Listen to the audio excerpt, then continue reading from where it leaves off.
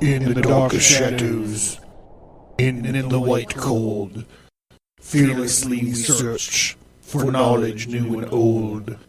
We drink the strong spirits and read ancient tomes, the order of the Abercast. We are the brave and bold.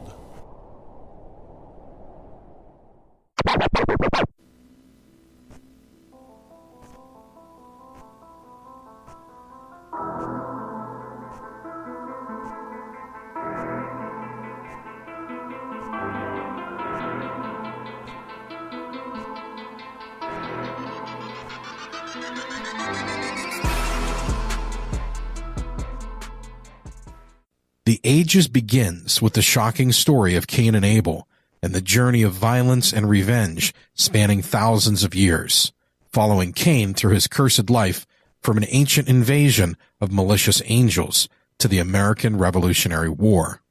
A masterful, compelling journey through time, The Ages delves deep into arcane knowledge, myth, and legend. The art is stunning, and the story takes you on a journey where mortals, immortals, angels, and demons are all forced to deal with the folly that is God's creation. It's a beautifully dark and gritty ride through history. This 4-part story follows the astrological procession of the ages and how each 2,500-year age parallels major changes in the development of Earth's inhabitants. Cain's blasphemous struggle with the divine and sacred tyrant God will create and crumble empires, shape history, and cause a cosmic cataclysm.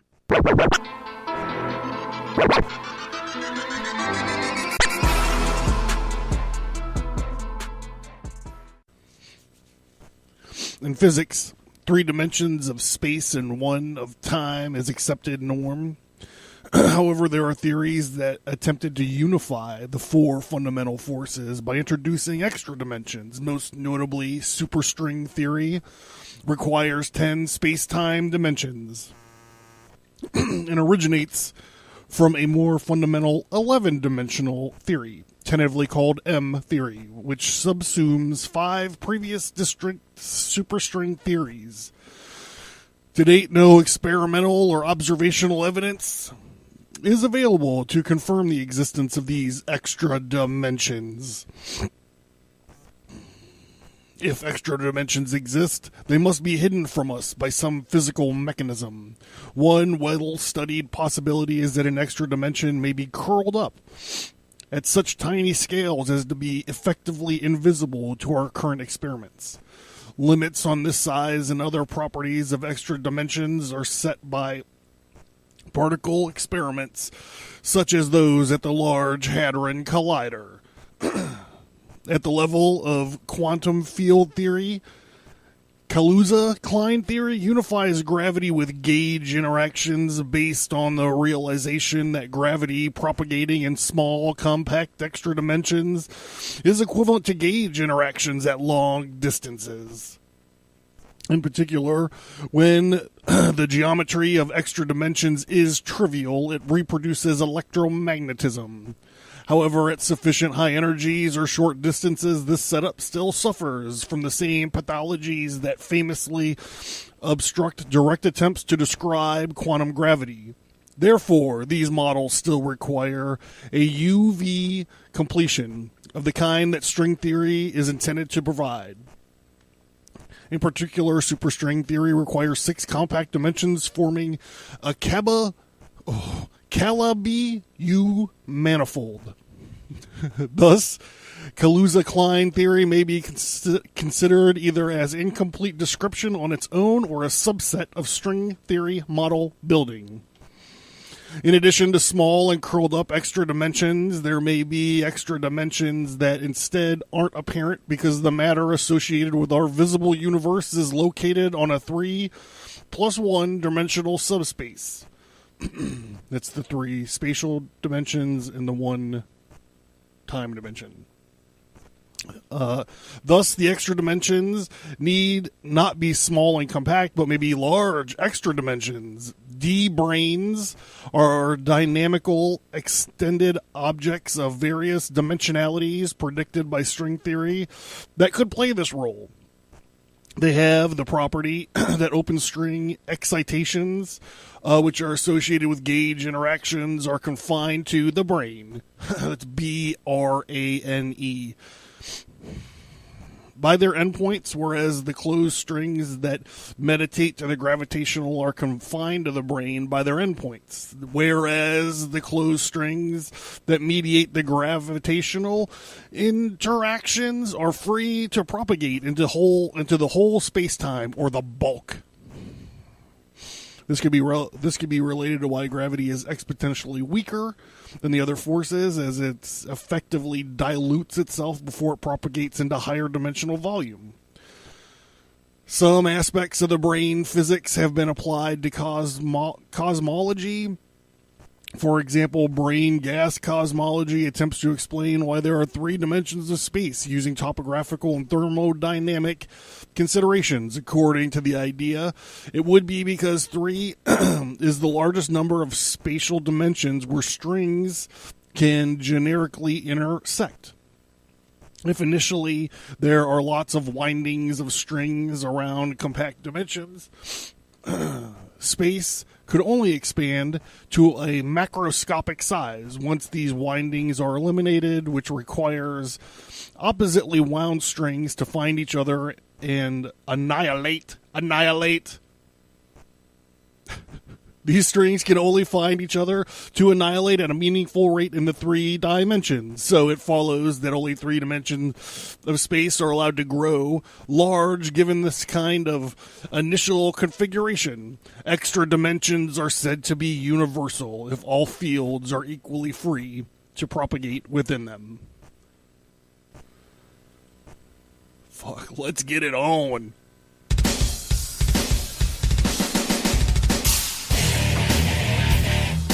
Space trucking!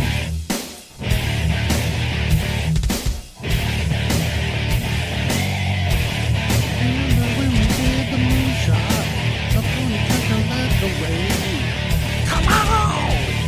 Come on! Come on, space trucking! Come on! Come on! Come on, space trucking!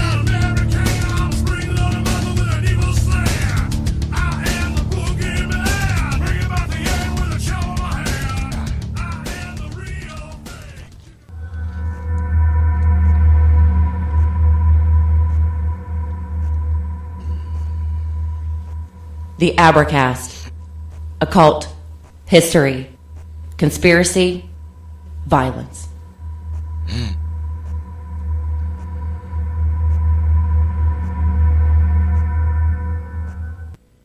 Sorry for the lengthy cold open, but I needed to drop some content on you guys before I get into this. So welcome, and thank you for tuning in. I love you. I might be a little off on the sounds and the buttons today. I fucked my arm up.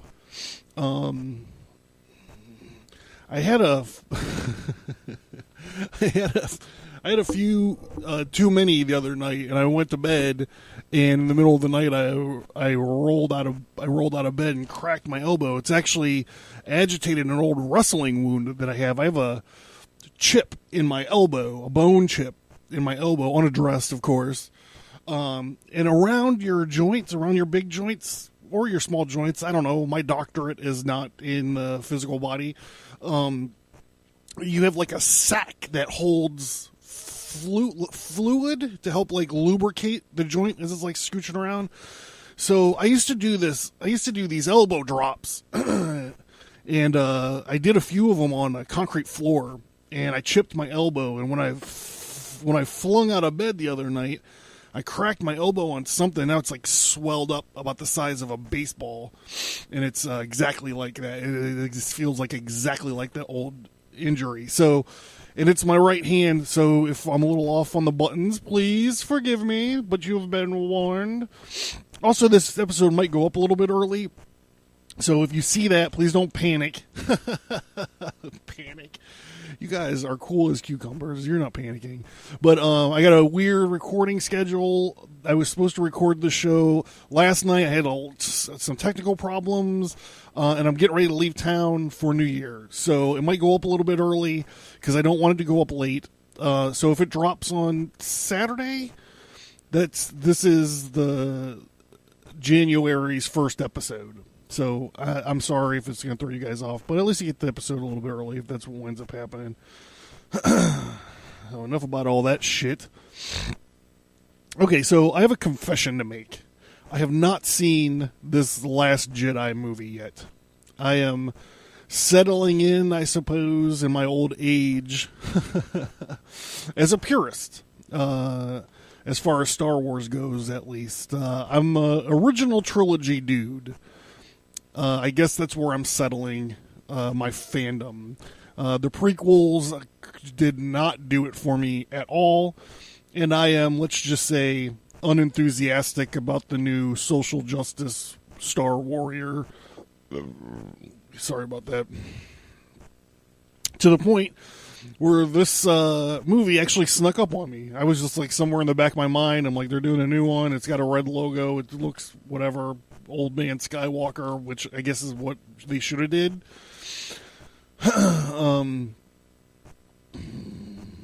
And then all of a sudden it was like, hey, it's out. And everyone's fucking bitching about it, going crazy.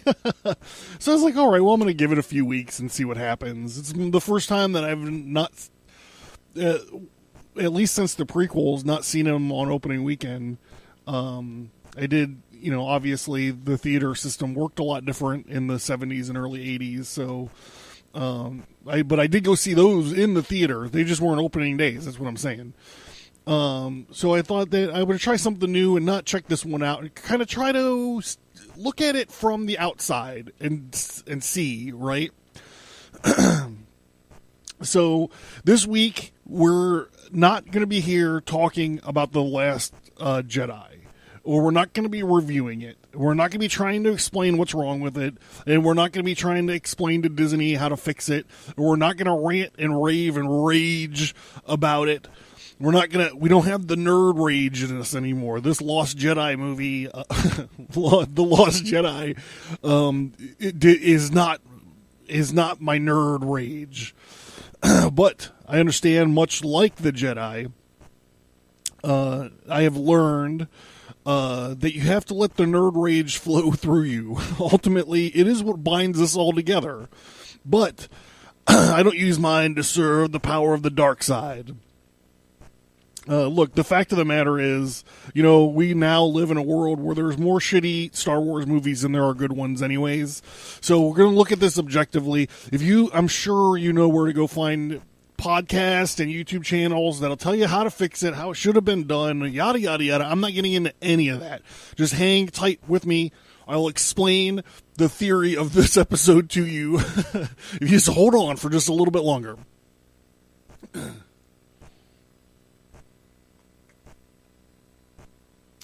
Look, I know that you're like, you want some kind of esoteric POV, for Star Wars, and there's plenty of esoteric stuff in Star Wars to talk about. So, Star Wars, the original trilogy, at least to me, talks to me on a Gnostic level, even before I knew what Gnosis or the Gnostic worldview was. Like Yoda says it beautifully, right? He says, luminous beings are we. We are not this crude matter. That divine, eternal spark wrapped in vulgar matter, trapped, frozen in carbon. So there's plenty of stuff to be said about Star Wars, but especially if we want to get into that at some point in time. I know Robert Sullivan, who has been a guest on the show a few times, is doing a book or some kind of lecture series specifically made for Masons about the Masonic principles that are found in Star Wars, which is great. I love that. Keep doing more of that stuff. But here's what we're going to be talking about tonight. I started off with this extra dimensional thing, and then I'm trying to make you believe that I'm a fan of Star Wars, even though I haven't seen this movie yet. Okay, so I was listening to the podcast. I think it was Fat Man on Batman. It was one of Kevin Smith's 8,000 podcasts, and he was going through like the highlights of the movie. And I mean, it really to me sounds kind of like a train wreck. Like when I got done listening to his like spoiler thing or whatever, it sounded to me like it was a bunch of chicks killing themselves because they can't fight or trying to kill themselves, or like chicks and minorities, whatever. So he started telling this part about Laura Dern, who is Vice Admiral Holdo. I think he called her General Holdo, which was kind of confusing when I was trying to actually nail this down and figure it out. Because like I said, I still didn't go see the movie. But he described this part in the movie, and he talked about this Holdo, Laura Dern, who is the Holdo character, and she did something in the movie that was huge, and I just thought it was fascinating. I just thought it was fascinating, and I also thought it was fascinating that Lucasfilm totally got it so wrong. So here's the nerd rage, right? I said, I'm not coming at this with nerd rage, but here I am. It's wrong. It's not. Okay, so I'll just say it's not wrong. You know, whatever. You guys, you're telling the story, so it's your fucking thing. But it's not accurate to the Star Wars universe. And I felt like I had to sort of pull it apart. And when I was pulling it apart, just then, like, Obi-Wan's Force Ghost showed up, and he was like, Young Towers, this would be a fun episode to start out the new year. And I was like, oh shit, Obi-Wan, you bet your sweet ass it would be. That's exactly what happened. All right, so here we go. Grab your Jin Jihad, blast a bounty hunter, pay for your mess. Because this week, you fucking Star Wars nerds, this week, we're going to talk about hyperspace and the Holdo maneuver. The Holdo maneuver.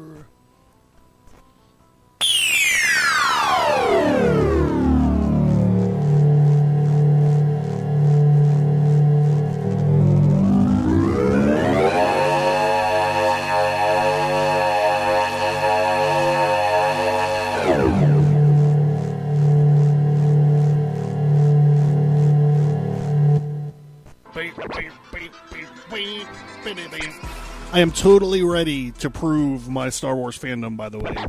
So, don't push me around, man. I'm totally ready to do it.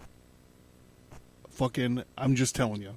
No, in my rush to get things popping here, I forgot to mention, I hope everyone had a safe New Year's. That's shit is important, so I hope everybody had that.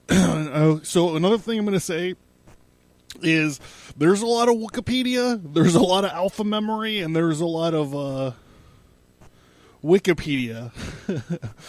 A lot of in this episode also, I just want to say, because you're like, why? Because I speak from a position of like a lot of authority, a lot of unearned authority in some cases, especially like history and magic and stuff. I'm no problem saying I know what I'm talking about when I'm talking about these topics, but we're gonna get a little deep tonight in some shit that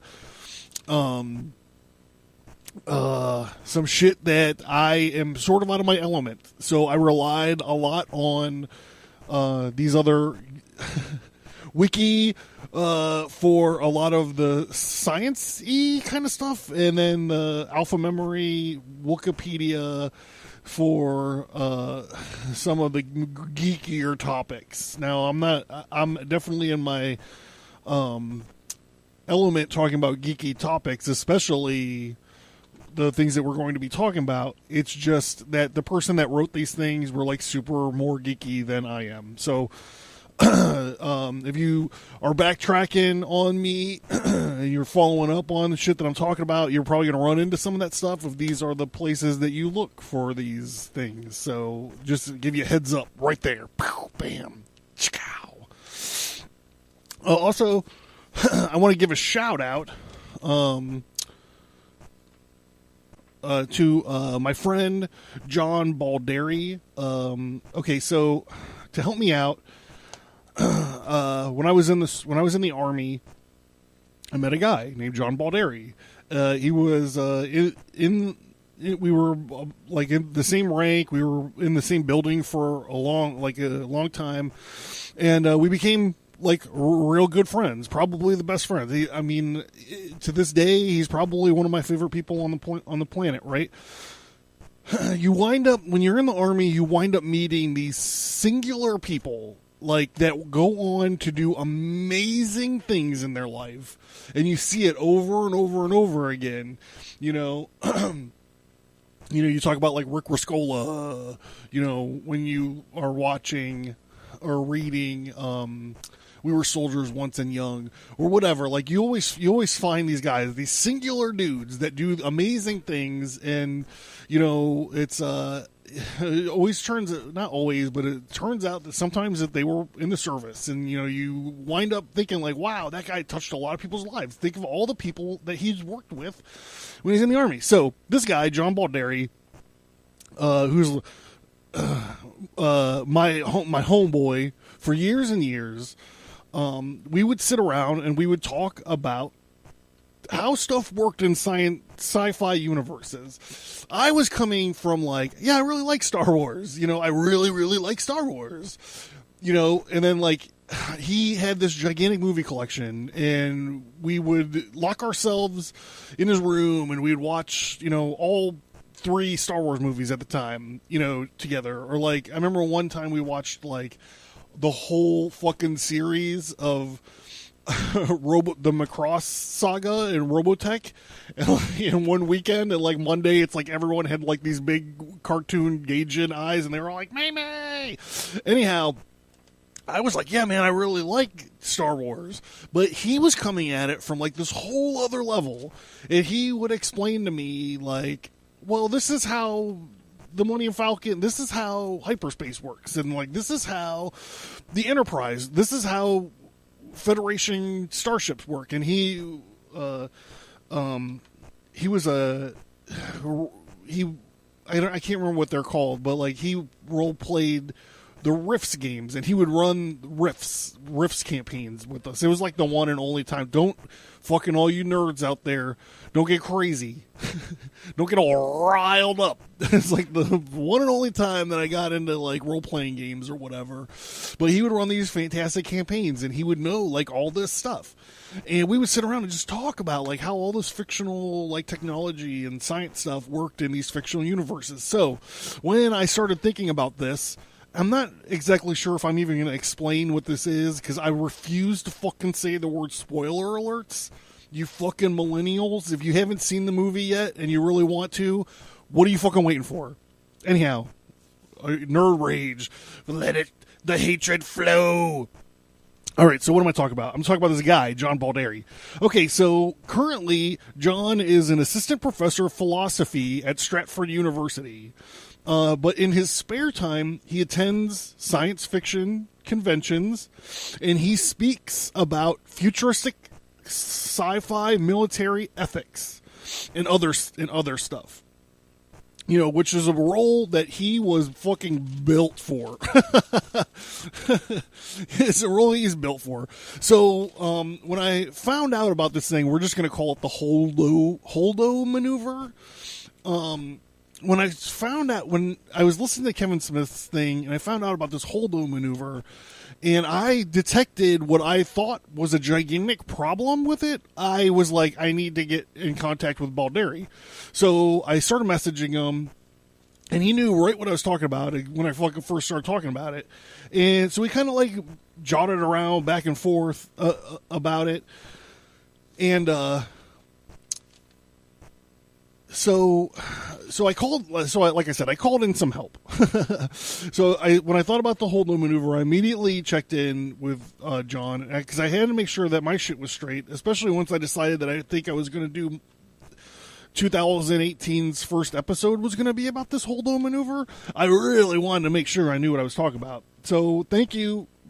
Shouts out to John. He's going to be at, I think it's called MarsCon. It's coming up on the 11th. So if you're in the Virginia area and you want to hear a super fucking smart guy talk about some cool shit that you're never going to hear anywhere else probably, then go check that out. MarsCon. You can find it on the Googles, I'm sure. So shout out to John for helping me just kind of bounce ideas around and stuff like that about this. Okay, so we're gonna move into the meat and potatoes section of the podcast.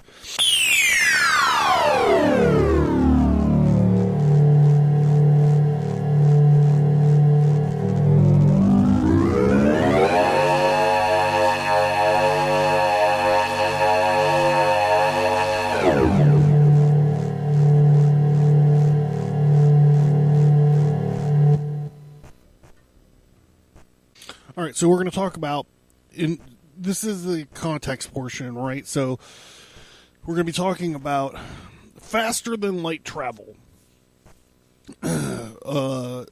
or superluminal, or it's just called FTL. Communication and travel refer to the propagation of information or matter faster than the speed of light.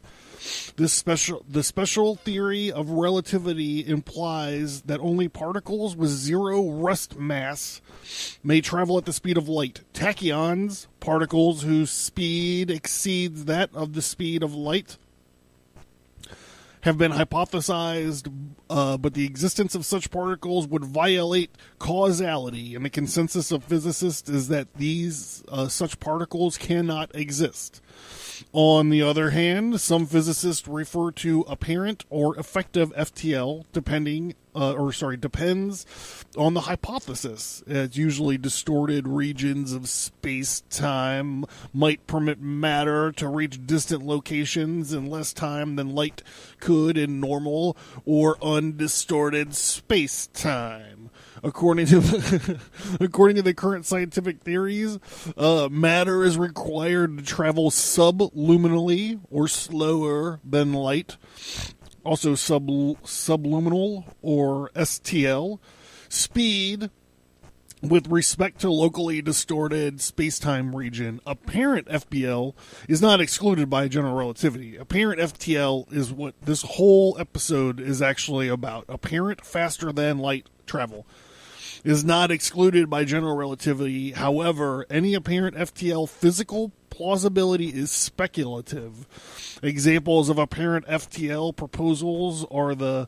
Oh, boy. I have this written down somewhere else that's easier for me to... Accu-by-air. Jeez, I can't believe that's what it says. Examples of apparent FTL proposals are the Accu-by-air drive and the transversable wormhole. All right, so FTL...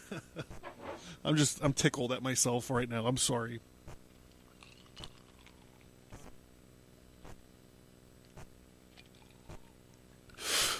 Okay, FTL, faster than light. How fast does light travel exactly? 671 million miles per hour. I had a Camaro that went about that fast one time. There's a few ways FTL travel is theoretically possible. That's these two examples of apparent STL proposals that you're talking about. I believe there's actually three of them. And as we will see, they are all, like I said, apparent FTLs. Like, none of them are actually you are moving as fast as light. You don't know, it's impossible to move as faster than light. You as a physical being that's around, you can't move as fast as light. And apparently George Lucas knew this. Okay, but not like they're not just going super fast. Everybody knows it's physically impossible to do that. each of these theoretical FTL things sort of match up to, at least in my opinion, the big three science fiction franchises in the world. So, and they all have to do in some way with hyperspace. So I'm just going to read this hyperspace thing real quick. Hyperspace is a faster-than-light FTL method of traveling used in science fiction. It is typically described as an alternative sub-region of space coexisting with our own universe. Now pay attention, because this is important to the discussion. Which may be entered using an energy field or other device. As seen in most fiction, hyperspace is most succinctly described as, quote, somewhere else, unquote, within which the laws of general and special relativity decidedly do not apply, especially with respect to the speed of light being the cosmic speed limit. Entering and exiting said, quote, elsewhere, unquote, thus directly enables travel near or faster than the speed of light. Okay, I'm just going to take a break here and say, but you have to be in the somewhere else before you can get to the speed of light, if that's going to be your argument when I'm done. Back to Wikipedia, I guess. I think this is Wikipedia. Almost universally, with the aid of extremely advanced technology, or technology from a long time ago, in a galaxy far, far away. Back to Wikipedia. Through hyperspace, that unimaginable region that was neither space nor time, matter nor energy, something nor nothing, one could traverse the length of the galaxy in an interval between two neighboring instances of time. Astronomical distances and the impossibility of faster-than-light travel pose a challenge to most science fiction authors. They can be dealt with in several ways. Accept them as such. That's with the hibernation. This is Alien, the cryo sleeps, and all this stuff. Slow boats or generational ships, which I think was that do they want to fuck each other in Interstellar? It's the idea. This generational ship thing is also the idea in Alien Covenant. They had two of these. They had the cryo sleeps, and they were all. This is the stupid thing from one of the stupid things from Alien Covenant. They were well, I guess not. I mean, there's so many ways to look at this. So they were each married, or they were each fucking each other. But I guess it doesn't necessarily have to be about starting a colony. It has to be about psychologically being bonded to another person on the crew. That's why they had the two gay guys on there. Generation ships. This is what... Okay, generation... No, because they were frozen. Time dilation...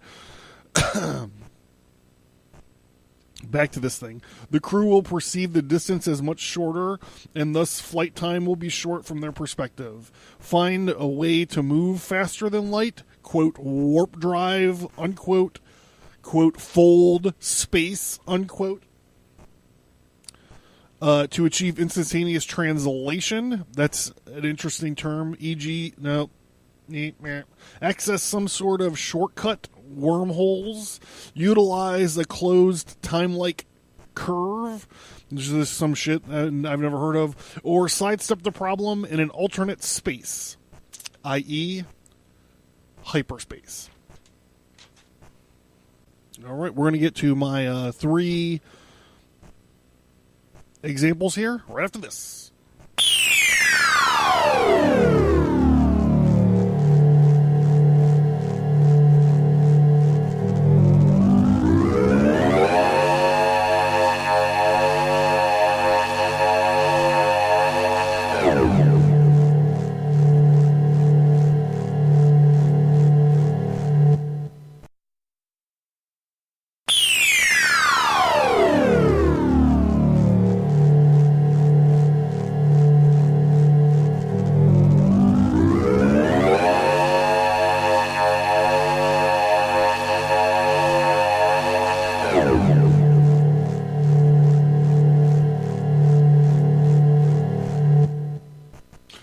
So the first of these theoretically plausible apparent FTL theories is, I am calling it folding space.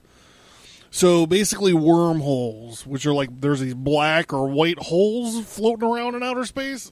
It was originally just black holes. And then like the diversity police were like, hey, where's your white holes? You got to have white holes too. You got a brown hole over there. You got one of those brown holes. Okay. What about you? You got a yellow hole over there in the east. Okay. So there's these black holes or these white holes, and they're floating around in outer space. And they're like connected through this theoretical construct. Every person that's seen the fucking first Thor movie knows this, where Padme Amidala says, it looks like an Einstein-Rosen bridge to me. Doesn't even make sense. It doesn't even make sense. An Einstein-Rosen bridge is between a black hole and a black hole. It's once you get past the event horizon, you get sucked in the hole, you cross the bridge, and then you get spit out the other side of the other hole over there. It's called a wormhole.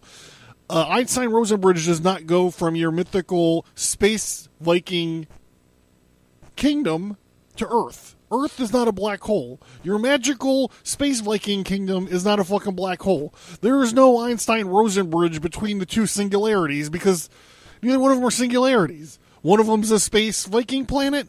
One of them is Earth. You should see the fucking... I wish I would have kept copies of the letters that I wrote to the dudes. I'm sure it was, I think it was Fabian Nescateza, the guy who wrote X-Force in the 90s.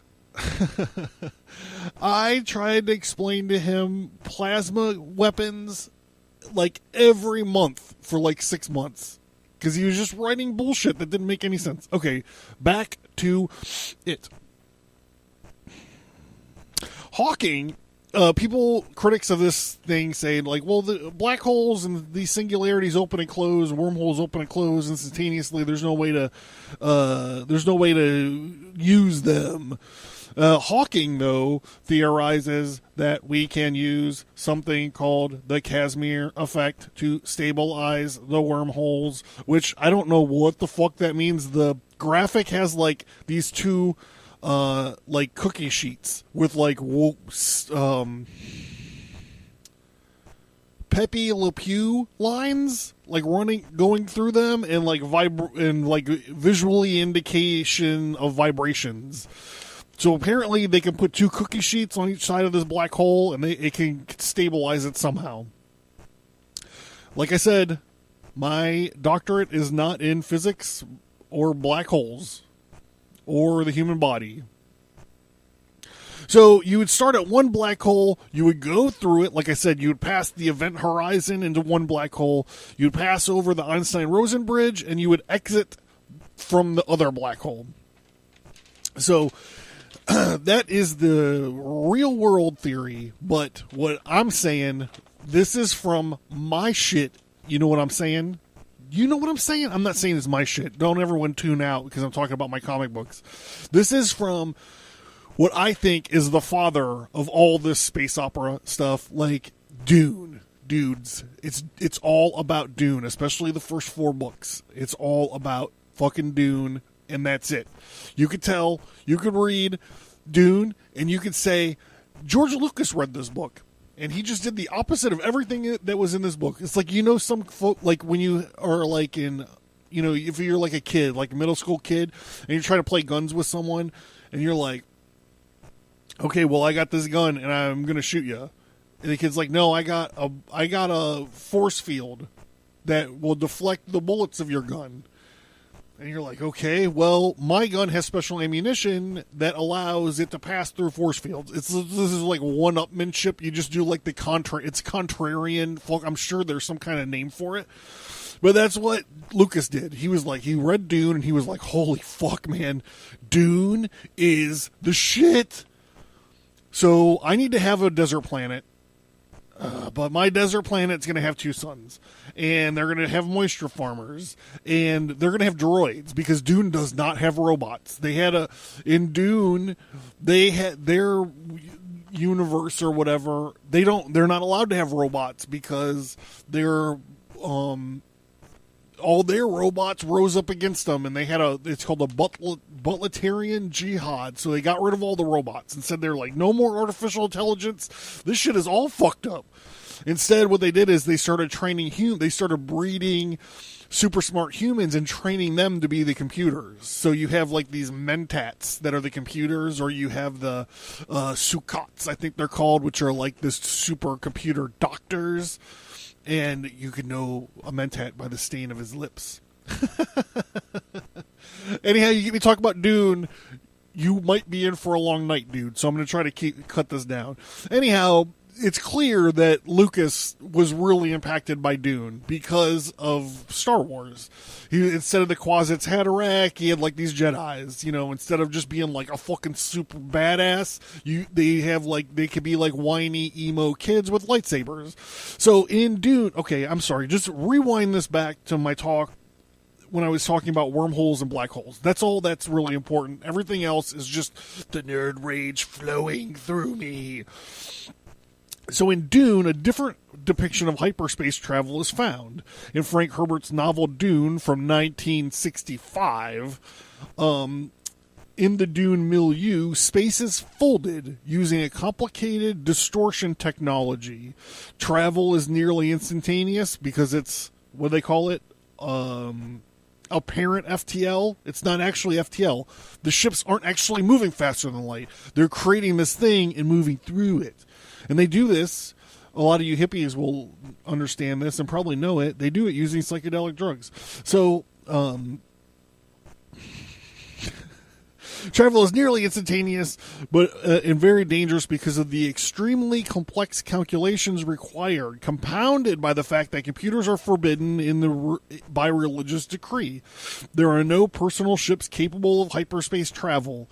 In this universe of Dune, the Spacing Guild performs all hyperspace travel using their highliners equipped with Holtzman drives. This monopoly gives the Guild great power. The Guild navigators megadose on the addictive substance, the spice Melage, found only on the planet Arrakis. Melage's unique properties enhance human prescience and allow the navigators to find a safe passageway through space. Although in such large amounts, it also physically mutates the navigators. The power granted to whoever in the universe controls Arrakis and its spice is an ongoing theme of the series. I don't know why I left that last sentence in there. It's totally arbitrary. It doesn't have much to do with the rest of everything. So what this is saying is they get these guys, they pump them full of these hallucinogenic narcotics that allows them to make these super mathematical equations in their brain, and they're able to, like, they're in some kind of controlled DMT trance. They're able to actually take, like, if space is a big sheet stretched out taut on all ends, they're able to fold it, punch a hole, lining up where they are with where they want to go, punch a hole through space, and move their spaceship through it, coming out on the other side. And then they're able to straighten space back out, and they're where they want to be. So they're covering vast distances of the infinite of cold of outer space by folding it, punching a hole in it, moving through, being where they want to be, and then folding, straightening space back out. So I think it's obvious why I chose to link this one up with this harnessing a wormhole kind of thing, because I feel like it's the same idea, and it's kind of like giving like this realistic, like there's physicists that actually think that this could happen, smashed up with this with Frank Herbert, who totally, I think, made this up. He threw in a bunch of drugs, and there's oil, natural resource kind of analog hidden in there somewhere. So that's the one thing. I think that this is where it starts out as far as fiction is concerned. And I think that I'm sorry, I was just going to go through all three of these, but I do need to take a quick.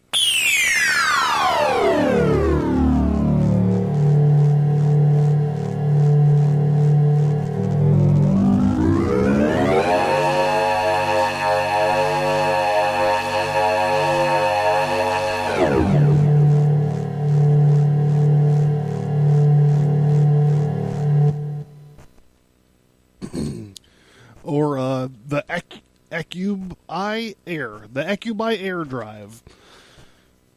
Traveling faster than light indirectly. This is the idea of traveling faster than light indirectly by manipulating and or warping the very fabric of space-time itself. In 1994, some Mexican scientist named Acubi Air watched read one too many Star Trek technical manuals and came up with the idea of the Acubi Drive.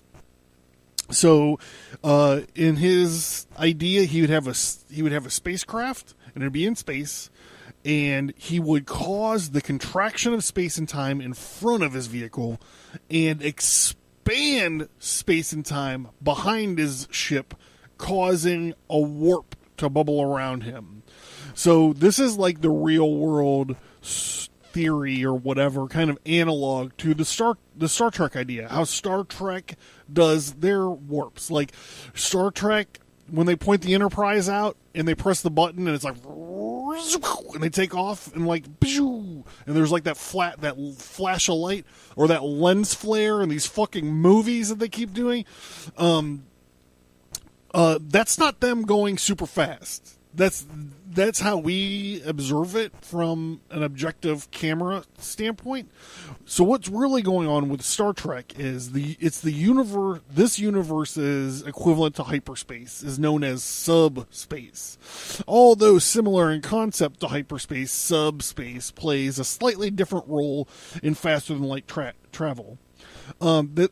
This is why I didn't really talk about this interdimensionality that I'm going to talk about next, because it doesn't seem to me like this is a whole separate dimension. Okay, anyhow, I'm not playing my cards so close to my chest anymore, am I? I'm one too far into these mason jars. Me suspects. Subspace. Back to the fucking alpha memory or whatever. Subspace exists in layers, all of which are below the normal three-dimensional space-time. Much like the different layers of a cake.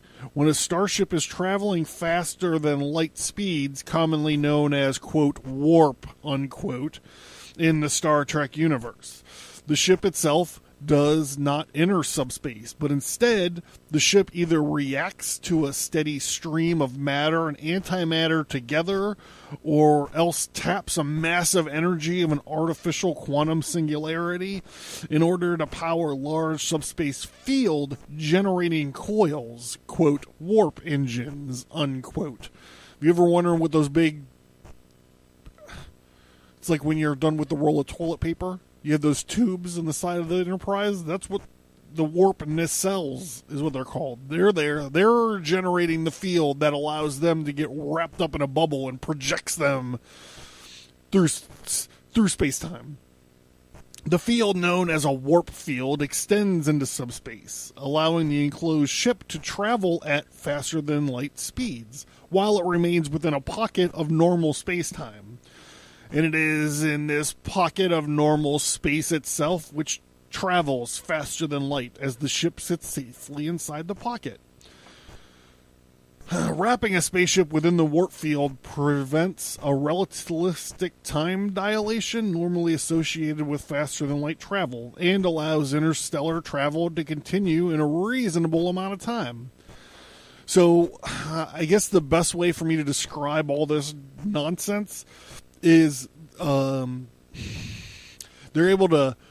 Okay, so the way Star Trek works, they create the massive amount of power it takes to do this warp by smashing matter and antimatter together. That's what these dilithium crystals are all about. So they smash this matter and antimatter together, and they're like generating in the engineering deck. They're consolidating and generating all of the power that it takes to do this. And then they, in the warp nacelles or the warp engines or whatever, they create this bubble. Bloop. And so I started off this episode by saying it's physically impossible to go the speed of light. It's physically impossible to go the speed of light. I think I said it 3 times. It's physically impossible to go the speed of light. So instead what they do is they create this bubble. And within this bubble, the ship itself is not traveling the speed of light, but the bubble is traveling the speed of light. And the ship is, the little Enterprise is protected in there like a little egg in a, like a cute little warp bubble basket. And that is what travels. That's what travels faster than light for the Enterprise and for the Federation. So I thought this warp drive, this Mexican Ecubayers drive, was a nice little kind of I mean, it's not 1-to-1, but it's a nice little kind of like complementary idea that I could marry to this Star Trek theory. But now, my friends, we are going this 53 minutes and 30 seconds into this, we're actually going to get into what the show is all about. Okay, so we're going to get it. We're going to talk a little bit about hyperspace. You make the jump to light speed. This is what's going on. But before I get into that, a little false start. We're going to actually get into it. But before we do, I have a quick note on multidimensionality. Right now, there's like people listening. They're like, I thought we were just going to bitch about Laura Dern's hair. A quick note on multidimensionality. All right, so back when Einstein figures out the theory of relativity, so Einstein was working on this theory that there were 4 dimensions. The 4 dimensions of space and then the 1 dimension of time. I think he kind of wraps them together. I think he talks about space-time, but I'm not sure about that. Like I said, I'm out of my depth. All right. So he's trying to explain gravity. Like he's sitting around thinking about gravity, and he's like, I gotta go see what Newton says about gravity. And he's reading through Newton's book. I can't remember what it's called. He's reading through Newton's book, and Newton's book was like about gravity.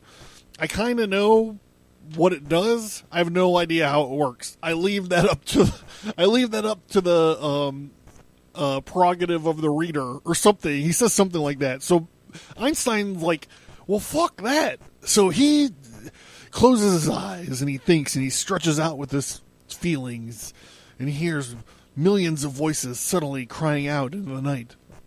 Oh no, that's Obi-Wan. Einstein sits down for like 10 years and he tries to figure out how gravity works. So in a nutshell, like I said, this is not my strong suit. So if any of you guys care to contact me and let me know if I'm fucked up or whatever. So think about the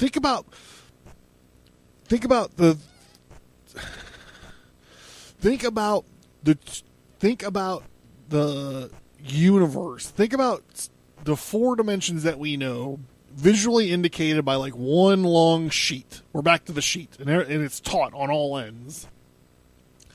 And so I'm standing there, and I can take a marble, and I roll a marble across the sheet, and it rolls in a predictably straight line. Zzz, it falls off on the floor. It rolls. My cats attack it. It's a nightmare. I find it 3 days later because I slip and I bust my fucking elbow on it again. Okay, so that's how something travels zzz, right across, right? So Einstein's like, well, what if you put a bowling ball in the middle of the sheet and it dips? So there's like a well. It's called a gravity well. It like wells down. And then you're like, well, now what if I zip this marble back across? And you zip it across, and it's affected by the dip in the sheet. So it arcs around a little bit and over. So you're like, okay, well, what if that's the moon? Like, this is the Earth and this is the moon. So the moon just kind of circles around the edge of this gravity well, as the bowling ball's rolling. So the bowling ball starts rolling through, and this marble or whatever is just kind of like rolling along right on the edge of the gravity well. And you're like, wow, that's the reason that it fucking does that. So then they're like, okay, well, now just expand the thought experiment and put a huge or gigantic or ball on there, and then watch the first bowling ball start rotating around that. And now that's rotating around the sun's gravity well. And Einstein's like, that's it, bro. You can hang it up, everyone. I got it all figured out. This is the shit right here. And he fucking drops his mic, and that's the end of it. Okay.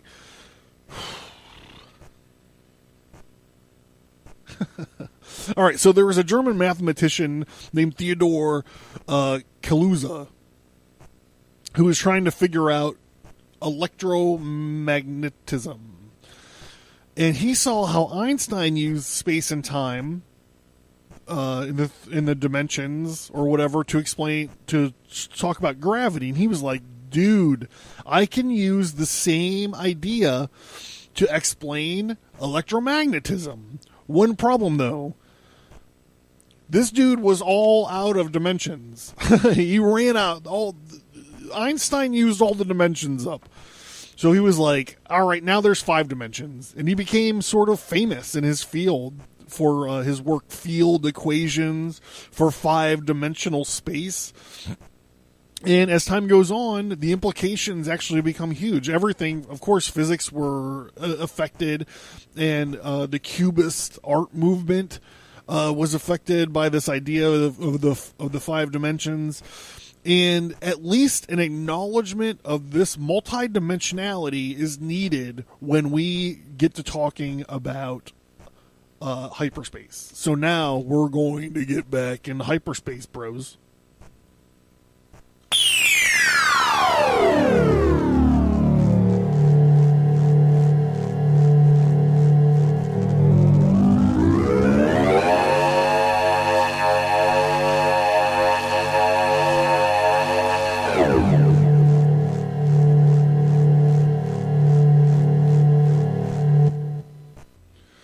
So in our world, there is another theory called sub-reality slipstreams. And this is really complicated and has to do with string theory and superstring theory. And I've already kind of talked about multidimensionality. So the idea of the idea of slipstreams are like extra dimensional connections connecting every point in our universe. But these slipstreams actually exist outside of our 4-dimensional universe. Okay, so there's 2 ways to think about it. You can either think about it as, here's our universe, and these slipstreams are below us. So you kind of like drop down, and you can find the slipstreams under here, or you can go up and find the slipstreams on top. There's probably only one or the other. I don't know. Like I said, this is not my area of expertise. So, in like our dimension or whatever, we're subject to the laws of physics. But as we access and we move on to and into these slipstreams, they're like shortcuts. You can reach any point of the universe instantaneously. So think of them as like a super fast, like turnpike. All right, so that's the string theory version, but now we're gonna get into it, bros. This is it. Dun dun dun dun dun dun dun dun dun. This is the way hyperspace works in the Star Wars universe. There are established safe hyperspace routes. These routes made interstellar trade and eventually the establishments of the Republic possible. A pilot's skill in hyperspace has a lot to do with how he navigates the tangled web of hyperspace routes that crisscross the galaxy.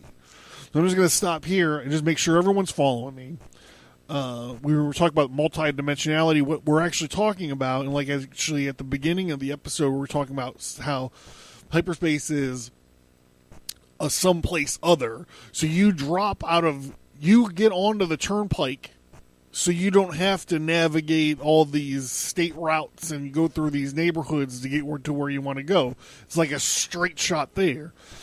But what this paragraph is saying is that besides being a turnpike, think about like if there was like 100 turnpikes all kind of smashed together. So you have to be able to navigate so you know which one goes where and when to get off on one and you get onto another one and vice versa to go on. Traveling through hyperspace requires the aid of either an astromech droid, such as R2-D2, or a navicomputer. A navigational computer. Traveling through hyperspace is also apparently quite complex. As we all know, Han Solo tells us, it ain't like dusting crops, boy.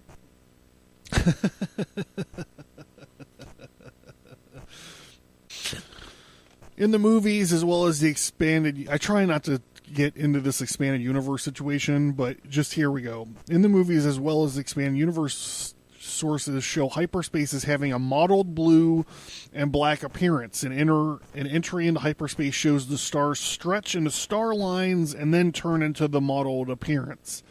Externally, a ship entering hyperspace is described as, in Timothy Zahn's novels, as displaying a flicker of pseudo-motion before disappearing. This is a lot, or like the above-mentioned Star Trek series, I took this out of the Star Trek thing, but a holocom transmission that's featured in Star Wars is a long-range, faster-than-light communication signal sent through hyperspace. Okay, so I guess that's it. I guess that going through all of this nonsense, all of this stuff, the idea that going into light speed is not just going super fast. So the Holdo maneuver, as far as I understand it, like I said, I haven't watched it, and it's probably like not kosher of me to criticize this or whatever, but I was just so taken aback by like the blatant just not understanding of the whole universe that your movies even set up to do this.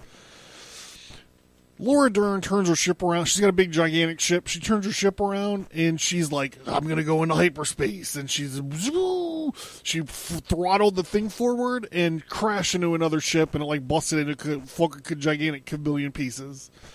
But the idea is like that she was going in hyperspace. Like it said, the star line zoomed out, and she like crashed right into the ship.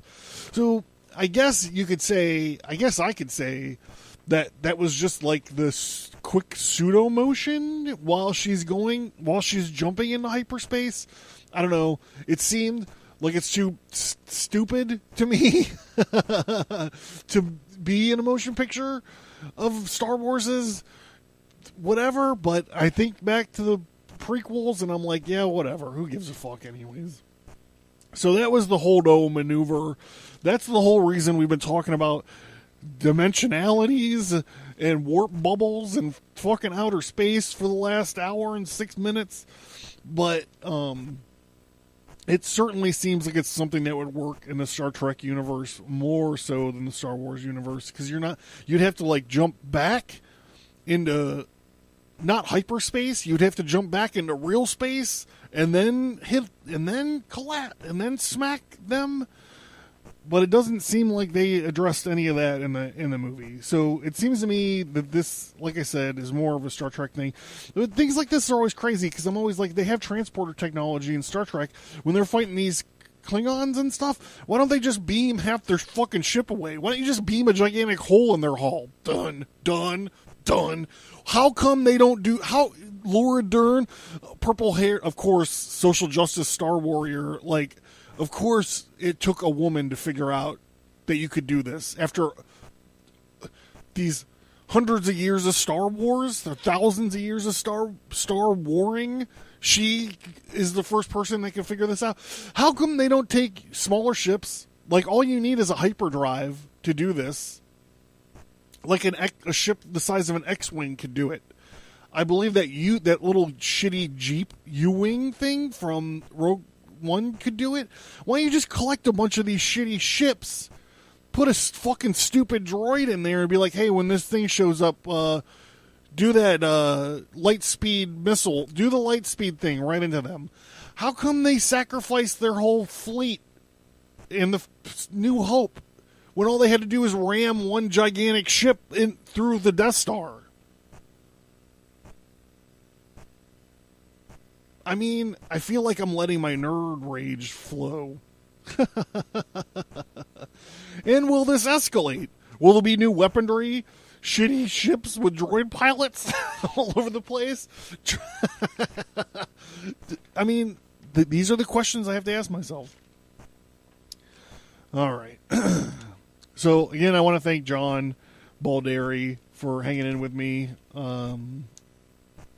It's been too long, sir. It's been too long.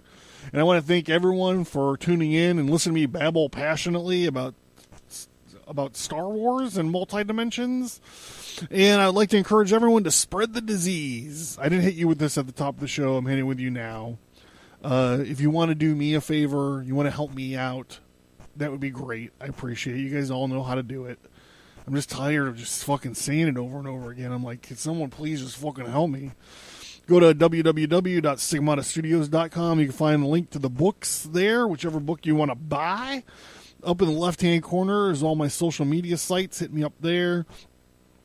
And remember to write something, draw something, or record something. Oh, by the way, also, I totally fucking forgot. I have a call out to musicians. So if you're out there, you have a band or whatever, I'm looking for something to play during my decompression section. And I promise I won't sing over you like I sing over the Soda Jerk. So thanks again. I have some bonus stuff coming up here after the end, but this is like the end of the episode proper. Thank you guys. Happy New Year. And I will see you next week for probably something even more depressing than this. Prepare to make the jump to light speed. But sir! They're getting closer. Oh, yeah? Watch this. Watch what? I think we're in trouble. If I may say so, sir, I noticed a...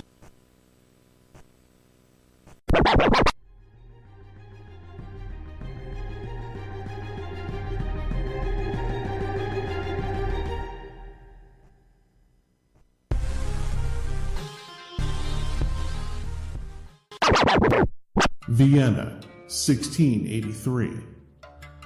Today is September 11th, 1683.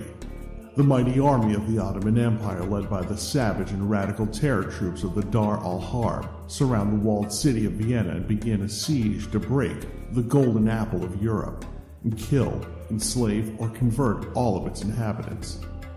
The valiant citizens stand against the tyrannical army with the steadfast leadership of Count Ernst Rudiger von Stromberg, the help of the ever-living rebel Cyrus the Dead Guy, and the hopes of the faraway King Jan Sobieski III and his army of flying hussars. The Vienna 1683 comic is available right now from Stigmata Studios at stigmatastudios.com and on indieplanet.us.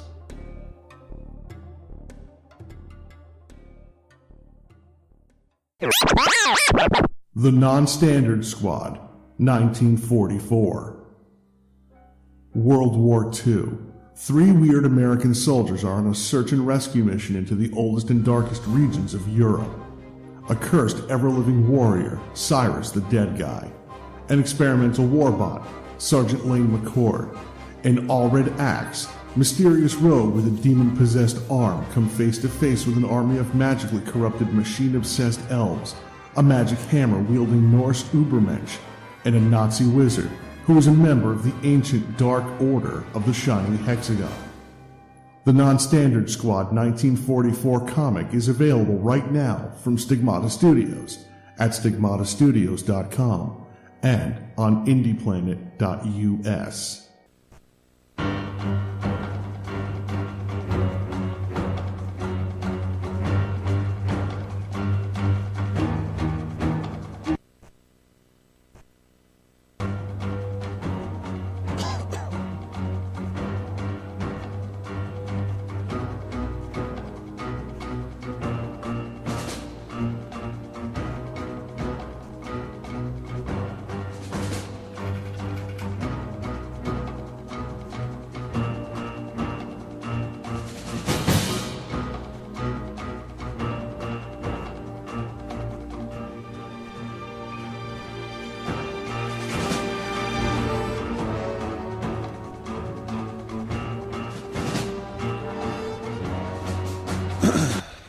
All right, enough of that.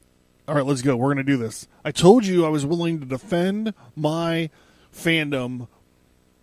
So here we go. Star Wars original trilogy iQuiz. I just pressed play. Dun, dun, dun, dun, dun, dun. Of course, it doesn't care that I'm recording.